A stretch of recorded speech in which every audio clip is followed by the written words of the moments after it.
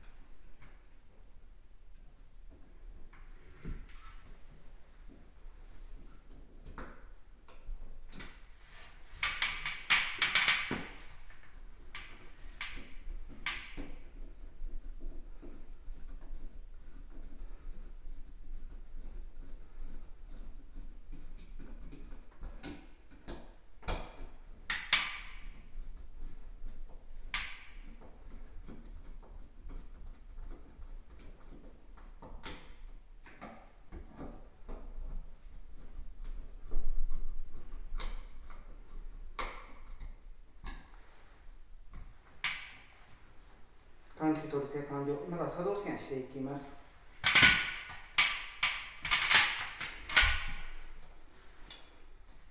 受信機で点検時音響明度のセッティングにしています。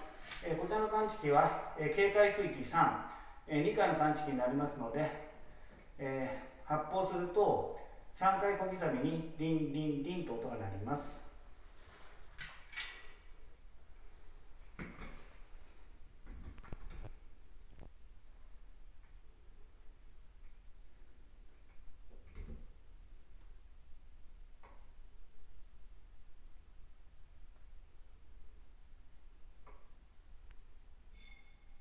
感知器発砲。